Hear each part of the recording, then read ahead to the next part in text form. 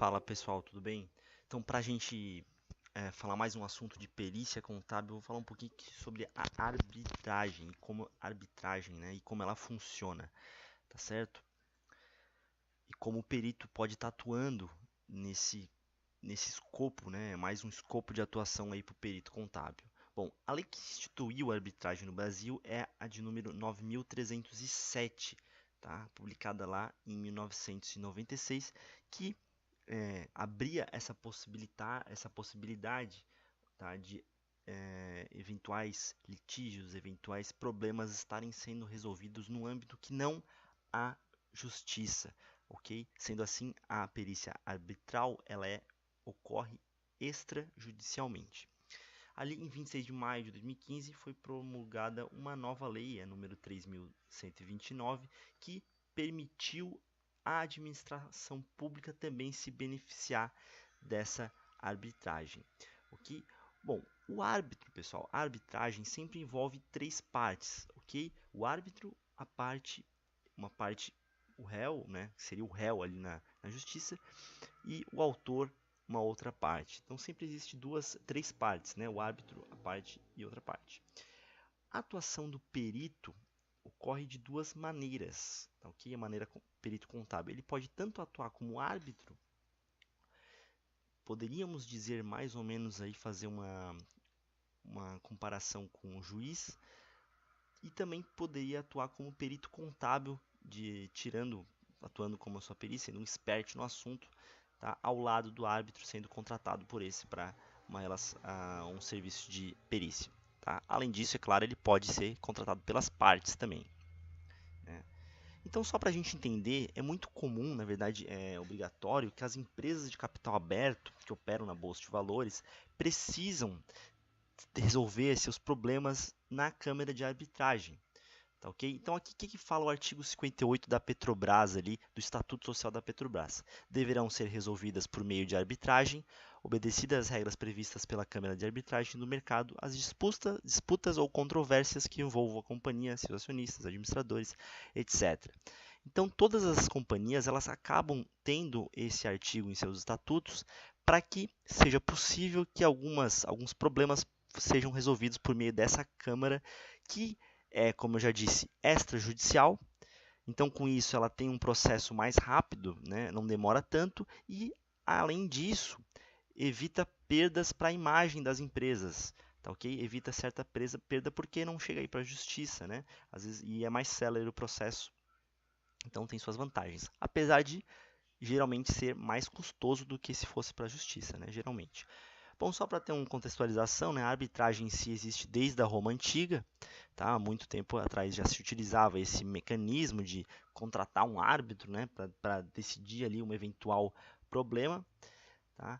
Então, a lei da arbitragem, no seu artigo 1º, o que ela fala? As pessoas capazes de contratar poderão valer-se da arbitragem para dirimir litígios relativos a direitos patrimoniais disponíveis. Bom, essa lei é incentivada, uma vez que, em usando-a, os conflitos entre as partes serão sanados com maior rapidez, quando comparados, né, aos processos, é, processos judiciais, que a gente sabe que demora bastante em alguns casos. E os trabalhos, né, desenvolvidos, né, mediante essa lei são ali da Câmara de Arbitragem, então, okay? Desenvolvidos na Câmara de Arbitragem. E quem que pode ser árbitro ainda de acordo com essa lei?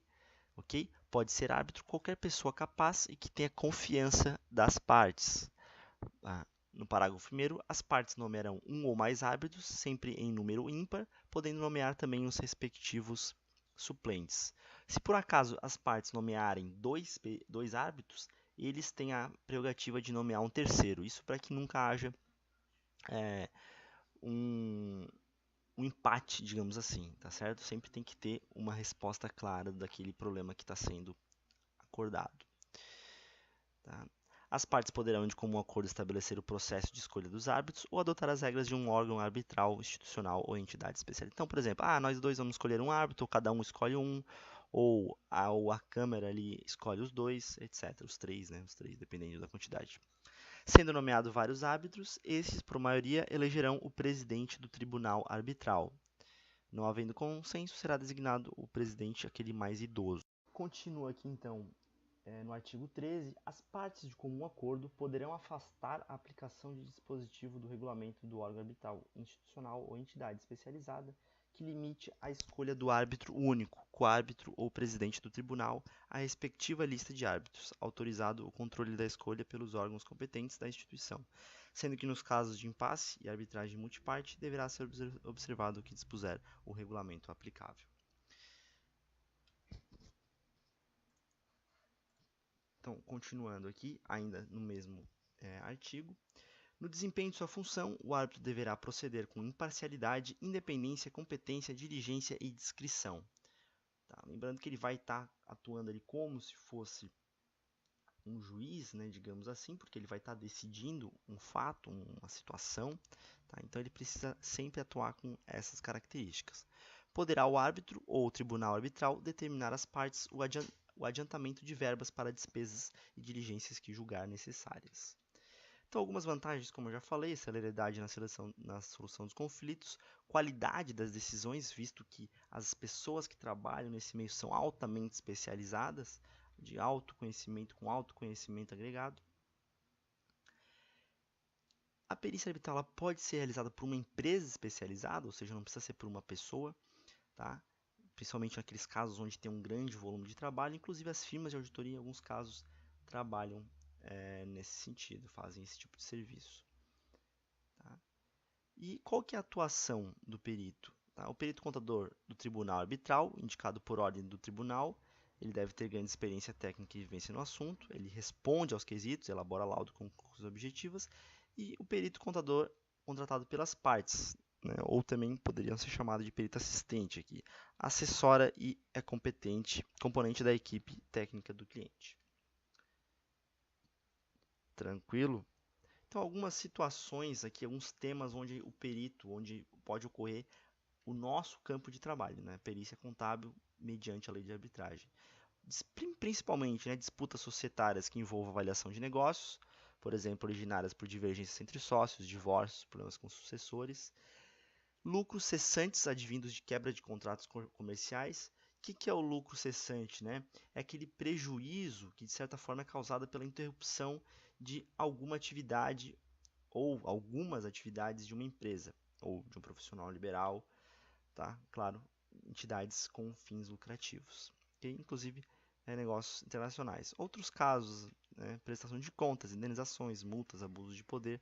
Então, existe um bom campo de atuação para o perito aí atuar dentro da lei de arbitragem e no que tange esse assunto, nas câmeras arbitrais e assim por diante. Ok, pessoal? Então, fico por aqui nesse nosso vídeo sobre arbitragem. Espero que vocês tenham conseguido aprender alguma coisa. Qualquer dúvida, fiquem à vontade para entrar em contato. E um abraço. Valeu!